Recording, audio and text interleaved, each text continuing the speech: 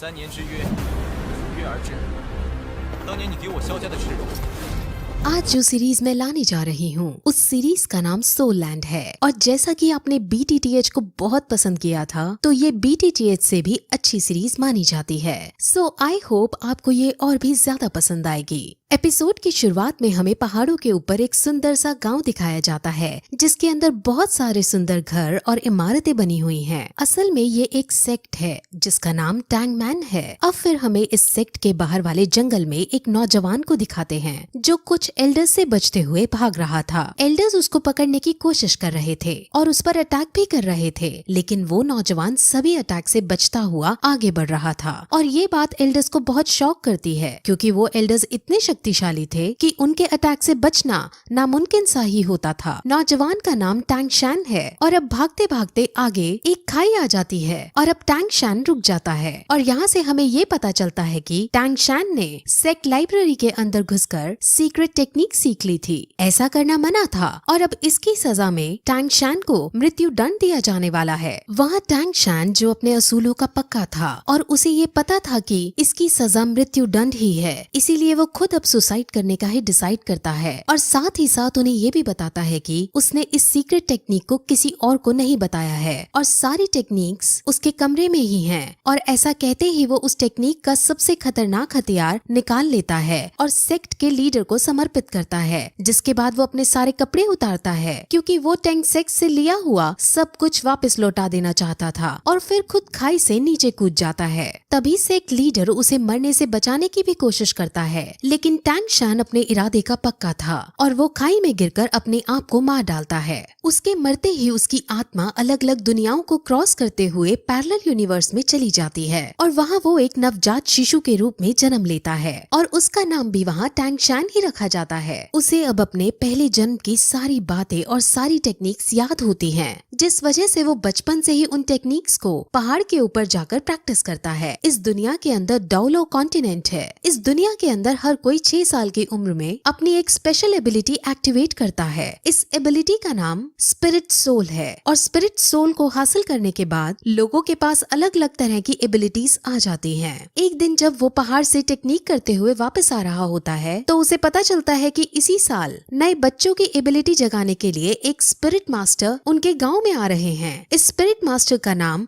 सुयू ताओ है और ये रैंक 26 का स्पिरिट ग्रैंड मास्टर है। असल में यहाँ की कल्टीवेशन 1 से 100 में बनती है और इनमें 1 से 10 के रैंक वाले को ट्रेनी कहते हैं, 10 से 20 वाले को स्पिरिट मास्टर कहते हैं, 21 से 30 वाले को स्पिरिट ग्रैंड मास्टर कहते हैं, 31 से 40 वाले को स्पिरिट एल्डर कहते हैं और ऐसे ही इनकी रैंक के अनुसार ये बनते हैं और इनके बारे में हमें अब आगे पता चलेगा। अब सब बच्चों की एबिलिटीज जगाने के लिए इस गांव का चीफ सारे बच्चों को इकट्ठा करता है। अब गांव के सारे बच्चे एक साथ इकट्ठा होकर एक बिल्डिंग में जाते हैं जहाँ पर स्पिरिट मास्टर एक एक करके उनकी एबिलिटीज को जगाता है। वहाँ पर टैंग शैन भी मौजूद है और वो भी यहाँ अपनी एबिलिटी को अवेकन करने आया होता है। तब उनकी एबिलिटीज को जगाने से पहले सब बच्चों को अपनी शक्ति दिखाता है और अपने अंदर एक भेड़िए जैसी शक्ति बुला लेता है, जिससे सब बच्चे बहुत शॉक होते हैं और एक्साइटेड हो जाते हैं। और अब एक एक करके बच्चे अपनी अपनी स्पिरिट सोल को जगाने के लिए आगे आते हैं। अब जो पहला बच्चा आगे आता है उसकी स्पिरिट सोल एक दारांत यानी सिकल होती है जो कि एक टूल टाइप स्पिरिट सोल है। अब इसे देखकर स्पिरिट मास्टर उनको बताता है कि ये वेपन के लिए तो काम नहीं आ सकती, लेकिन इस टाइप के लोग एग्रीकल्चर यानी फार्मिंग के अंदर बहुत अच्छे होते हैं। अब वो उसकी सोल पावर को चेक करता है। सोल पावर किसी भी स्पिरिट सोल को ट्रेन करने के लिए बहुत जरूरी होती है। अब जब उसकी सोल पावर को चेक करते हैं तो उसकी सोल पावर 0 आती है, जिसका मतलब वो अपनी स्पिरिट सोल को ट्रेन नहीं कर सकता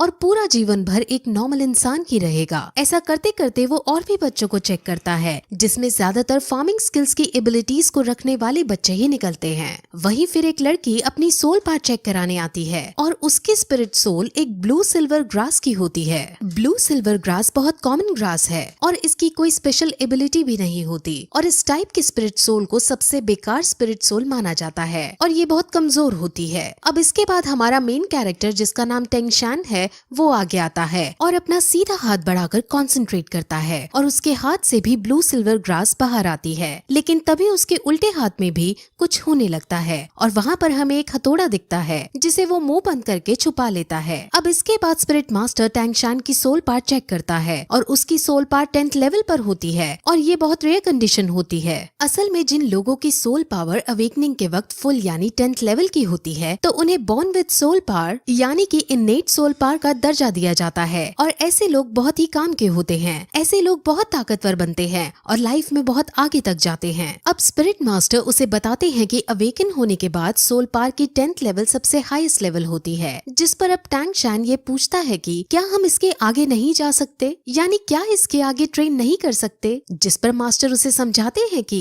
इससे आगे ट्रेन करने के लिए हर 10th लेवल के बाद एक स्पिरिट रिंग हासिल करने की जरूरत होती है। स्पिरिट रिंग हासिल करने के बाद ही हम 10th लेवल से आगे बढ़ सकते हैं। बिना स्पिरिट रिंग के हासिल किए कोई आदमी कितना भी ट्रेन क्यों न हो वो 11th लेवल पर नहीं पहुंच सकता। अब टैंगशान उससे ये पूछता है कि क्या तुम्हारे पास 2 स्पिरिट रिंग है, क्योंकि मास्टर की रैंक 26 है और उसे 10th लेवल और 20th लेवल को पार करने के लिए एक स्पिरिट रिंग की जरूरत पड़ी थी। स्पिरिट रिंग्स यूजर को उनके स्पिरिट सोल के मुताबिक उनको अलग अलग स्पेशल पावर भी देती है। अब ऐसा कहकर वो हॉल से बाहर आ जाते हैं और अब स्पिरिट मास्टर जाने लगते हैं। अब गांव के चीफ और टैंगशान के घर जाते हैं और वहाँ उसके पिता को टैंगशान के पावर्स के बारे में सब कुछ बताते हैं और उसको जीनियस कहकर पुकारते हैं। टैंगशान के पिता का नाम टैंग हाउ है। टैंग हाउ अब अपने बेटे से उसके स्पिरिट सोल के बारे में पूछता है और उसे अपने बेटे से उसके स्पिरिट सोल के बारे में पता चलता है, जो कि ब्लू सिल्वर ग्रास है। अब ये सुनकर उसका पिता शॉक होता है क्योंकि उसे पता था कि उसके बेटे की स्पिरिट सोल तो क्लियर स्काई हैमर होनी चाहिए। इस लाइन से आप कंफ्यूज ना हो, इसके बारे में डिटेल में आगे बताया जाएगा। अब गांव के चीफ ये चाहते थे कि टैंगशान शहर की एक एकेडमी में जाकर ट्रेनिंग करे, लेकिन टैंग हाउ साफ मना कर देता है। अब क्यों मना किया है ये भी हमें आगे पता चलेगा। गांव का चीफ बहुत शॉक होता है और उससे लड़ता भी है क्योंकि इतने बड़े टैलेंट को घर में रखना सही नहीं है, इसको बाहर जाकर बेस्ट ट्रेनिंग हासिल होनी चाहिए। अब चीफ के बार बार समझाने पर भी टैंग हाउ नहीं मानता और चीफ अब वहाँ से चला जाता है। अब टैंग हाउ को ये लगता है कि उसके इस डिसीजन से उसका बेटा नाराज होएगा, लेकिन टैंगशान उसके इस डिसीजन से नाराज होने की बजाय उनकी बातों से संतुष्ट दिखाई देता है और कहता है कि हम एक लोहार की तरह भी अपना गुजारा चला सकते हैं। अब टैंग हाउ निराश होकर बैठ जाता है और वो दुखी होते हुए सभी स्पिरिट मास्टर्स को बेकार बताता है। अब टैंग हाउ टैंगशान से अपने स्पिरिट सोल को दिखाने को कहता है, जिस पर टैंगशान अपने हाथ से उसे ब्लू सिल्वर ग्रास निकाल कर दिखा देता है और ये देखकर वो बहुत चौंक जाता है। लेकिन तभी टैंगशान उसे अपनी एक और स्पिरिट सोल के बारे में बताता है और अपने दूसरे हाथ से क्लियर स्काई हैमर को बाहर निकालता है। अब ये देखकर टैंग हाउ को कुछ याद आता है कि कैसे कुछ साल पहले वो और उसकी वाइफ कुछ लोगों से बचकर भाग रहे थे और उसकी वाइफ अपने पति और अपने बच्चे को बचाने के लिए खुद को सैक्रिफाइस कर देती है। और अब यहाँ से हमें पता चलता है कि उसकी वाइफ की स्पिरिट सोल भी ब्लू सिल्वर ग्रास होती है। अब फिर टैंग हाउ अपने बेटे की डबल स्पिरिट सोल को देखकर उसे गले लगा लेता है और उसे अब एक बात समझाता है और कहता है कि तुम हमेशा अपने उल्टे हाथ के हैमर से अपने सीधे हाथ की ग्रास को प्रोटेक्ट करना। अब इसके बाद टैंग हाउ टैंगशान को लेकर काम सिखाने लगता है और उसको इस काम की अलग अलग टेक्निक सिखाता है और इन सभी टेक्निक्स की मदद से टैंगशान अब अपने पिछले जन्म की मेमोरीज का यूज करता है और उनकी मेमोरीज से वो कुछ हिडन वेपन्स बनाता है। अब अगले दिन टैंग हाउ अपने बेटे को शहर जाकर ट्रेनिंग करने की इजाजत दे देता है और साथ में ये भी कहता है कि वहाँ तुम अपना खर्चा लोहार का काम करके चला लेना। लेकिन शहर पढ़ने जाने के लिए टैंग हाउ उसके सामने कुछ शर्तें रखता है। वो उसे कहता है कि तुम कभी भी अपनी हैमर स्पिरिट में कोई भी स्पिरिट रिंग ऐड नहीं कर सकते। दूसरी शर्त में उसे वो कभी भी अपनी हैमर स्पिरिट सोल को दिखाने के लिए मना करता है और साथ ही साथ किसी को भी अपना ये रहस्य कि उसके पास 2 स्पिरिट सोल हैं बताने से मना करता है और जब तक उसकी जान पर ना आए तब तक वो उसे हैमर स्पिरिट का भी इस्तेमाल करने से मना करता है। अब इन शर्तों पर एग्री करके टैंगशान अपने सफर पर निकल जाता है। वो अब गांव के चीफ के पास जाता है और अब दोनों शहर के बड़े स्कूल में एडमिशन करवाने के लिए निकल जाते हैं। अब वो दोनों रास्ता पूछते हुए स्पिरिट मास्टर एकेडमी की तरफ जाते हैं, जहाँ पर उन्हें गेट कीपर रोक लेता है। अब चीफ उसे अपना पास दिखाता है जो उसको स्पिरिट मास्टर ने दिया था। गेट कीपर उस पास को चेक करता है और इस पास को वो फेक समझता है क्योंकि इस पास पर ब्लू सिल्वर ग्रास लिखा था, लेकिन साथ ही साथ सोल पार को 10 रैंक का भी बता रखा था। अब ब्लू सिल्वर ग्रास का होना और 10th रैंक का होना ऐसा बहुत रेयर कंडीशन में ही पॉसिबल है और जिस छोटी जगह से ये लड़का आया है वहाँ पर इस रेयर चीज का होना पॉसिबल नहीं है।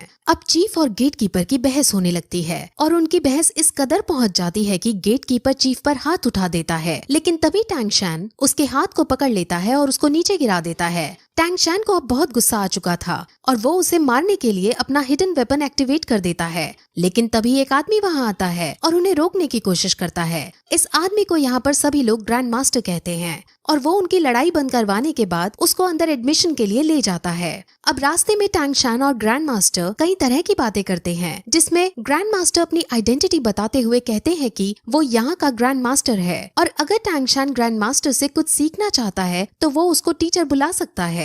अब वो और भी बातें करते हैं और क्योंकि ग्रैंड मास्टर ने उसका एडमिशन पास देखा होता है तो वो उससे कहता है कि तुम बहुत इंटेलिजेंट हो और उसे ये भी बताता है कि पिछले 100 सालों के अंदर तुम तीसरे आदमी हो जिसके पास 2 स्पिरिट सोल हैं। ये सुनकर टैंग शैन चौंक जाता है और अपने हिडन वेपन को फिर से एक्टिवेट करने के लिए रेडी हो जाता है। दरअसल वो ऐसा इसलिए करता है क्योंकि उसके पिता ने उसे कहा होता है कि उसकी 2 स्पिरिट सोल के बारे में किसी को नहीं पता चलना चाहिए और अब वो अपने इस खतरे को हटाने के लिए अपना हिडन वेपन एक्टिवेट करता है। लेकिन तभी ग्रैंड मास्टर उसे अब ये बताता है कि आखिर उसे इन सब के बारे में कैसे पता चला। असल में ग्रैंड मास्टर बहुत ज्यादा इंटेलिजेंट है और उसने पहले भी बहुत सारी रिसर्च कर रखी थी। उसमें उसे पता चला था कि दुनिया के अंदर ब्लू सिल्वर ग्रास वाली स्पिरिट सोल के सिर्फ 647 लोग हैं और उनमें से सिर्फ 16 के पास सोल पावर है और उन 16 की भी रैंक 1 से ज्यादा नहीं है। सोल पावर हमेशा स्पिरिट सोल की क्वालिटी के प्रोपोर्शन में रहती है, जिस वजह से ब्लू सिल्वर ग्रास की फुल सोल पावर नहीं हो सकती। इसीलिए ग्रैंड मास्टर श्योर है कि इसके पास 2 स्पिरिट सोल हैं। अब उनकी ये सब बातें सुनकर टैंग शैन समझ जाता है कि ये ग्रैंड मास्टर बहुत समझदार आदमी है और वो तुरंत उसके सामने झुककर उन्हें अपना गुरु बनने के लिए प्रार्थना करता है और अब ग्रैंड मास्टर उसे अपने डिसाइपल के रूप में एक्सेप्ट कर लेते हैं। अब फिर वो दोनों स्कूल के अंदर प्रिंसिपल के पास जाते हैं और प्रिंसिपल उसका एडमिशन पास देखता है। उसे भी थोड़ा अजीब लगता है कि ये ब्लू सिल्वर ग्रास है लेकिन इसकी सोल पावर फुल है, लेकिन साथ में ग्रैंड मास्टर को देख वो उसको एडमिशन दे देता है। ग्रैंड मास्टर हालांकि यहाँ का कोई टीचर नहीं है, लेकिन प्रिंसिपल और बाकी सब ग्रैंड मास्टर की बहुत इज्जत करते हैं और ग्रैंड मास्टर का रुतबा पूरे शहर के अंदर है। अब टैंग शैन को हॉस्टल 7 अलॉट किया जाता है और अब वो अपने हॉस्टल के अंदर जाने लगता है। जैसे ही वो अपने हॉस्टल का गेट खोलता है वैसे ही वहाँ एक बच्चा उस पर अटैक कर देता है। टैंग शैन उस बच्चे से लड़ता है और दोनों के बीच फाइट होने लगती है।